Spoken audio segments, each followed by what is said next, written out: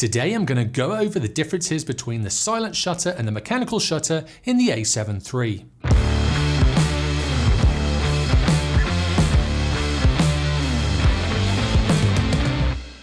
To take a photograph, traditionally a camera would have two shutters, a front curtain and a back curtain.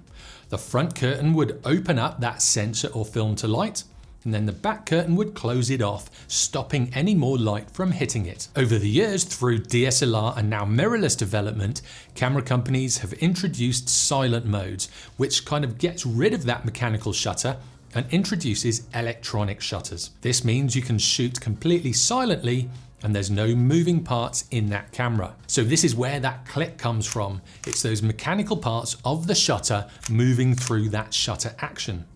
Now with an electronic shutter, the brains of your camera will open the sensor, letting it receive that light, and then it will shut the sensor off again. And this is why it's silent. It's all electronic. There's no mechanical parts. One other thing you may notice if you just come over from a DSLR or if you used to shoot with a DSLR, with the A7 III, if you take really long exposures, when you press that button, you won't hear a click at the start, but you will hear a click at the end.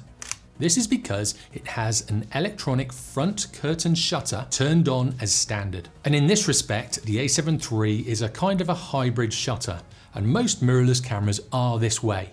They have an electronic front curtain and a mechanical back curtain. And the engineers, I think, have just found this to be the most economical way to take a photograph in the best possible way. Now, I mentioned earlier about two functions to change your shutter.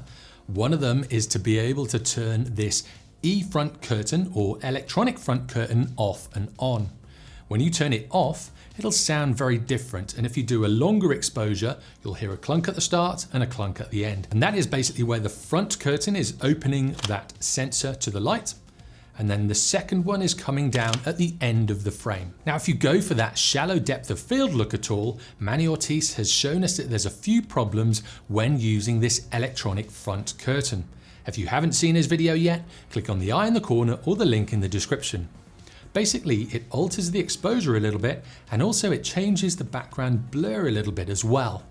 Only over 1/1000th of a second though, so if you shoot slower than 1/1000th of a second, it's not going to be a problem.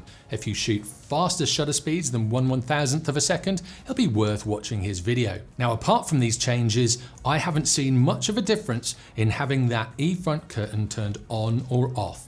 So I tend to have it just turned on, and it seems to not affect my workflow at all. If it does affect your workflow, let me know in the comments below. Now, there are some advantages and also some disadvantages to the mechanical shutter as well as the silent shooting mode. The silent shutter does just that. It's completely quiet and your camera won't make a sound. It's a little bit strange shooting with it because when you press your shutter, you think, did the camera take a photograph? I've done that quite a few times where I've had to look to make sure it has taken a photograph. But this is really good when you're shooting weddings, you're in a church, or a venue that's really sensitive to sound, say a quiet event. If you are shooting in these environments, the silent mode is really good. However, you do have to take into consideration some of these other points as well before just switching it to silent mode. With fluorescent lights, TV screens, and some cheap LED units that might have been installed in the place where you're taking photographs, banding can occur when you have this silent mode or the electronic shutter turned on. Now, if these lights are affecting your shot at all and they're shining onto your subject, you can get banding within your shot. Now, this is due to a slightly slower readout of that sensor compared to the snap of that mechanical shutter. So you can see this first shot taken with the mechanical shutter. It looks like a decent light source. But when you switch it to silent shutter mode, this banding occurs and it changes with different shutter speeds. So if you're getting banding in your shots, you'll have to turn this silent mode off.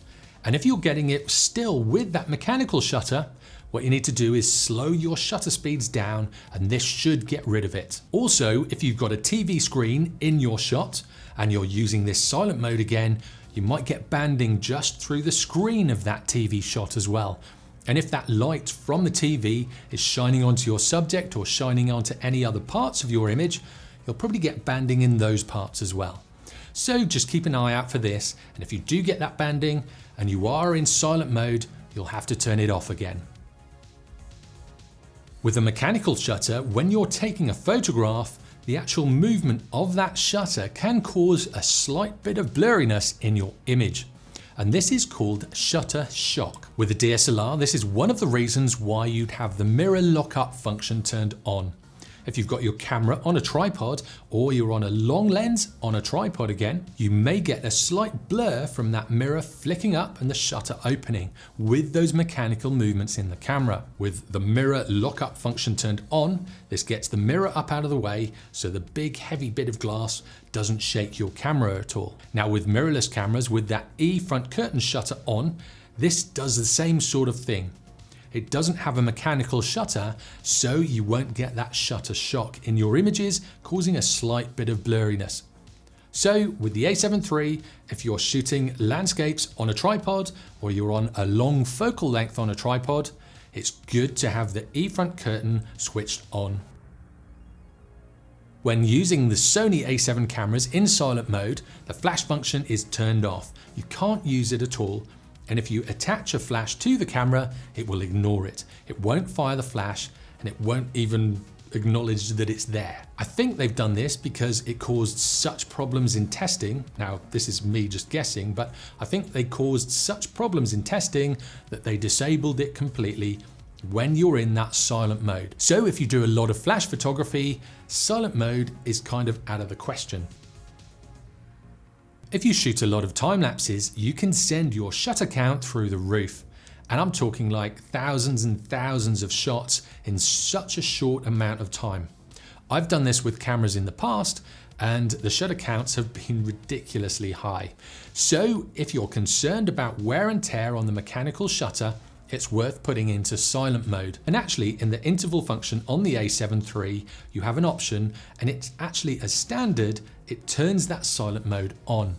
So you can choose whether it's on or off in that interval function. I leave it on and it doesn't seem to affect it too much. Again, if you have LEDs, TV monitors or anything like that in your shot, you may have to switch this function off, so have it on mechanical shutter, but I've never really seen a problem. Now I don't worry too much about the shutter activation count. I've had cameras where I've put 300,000 or more shots through a camera and they're still going strong.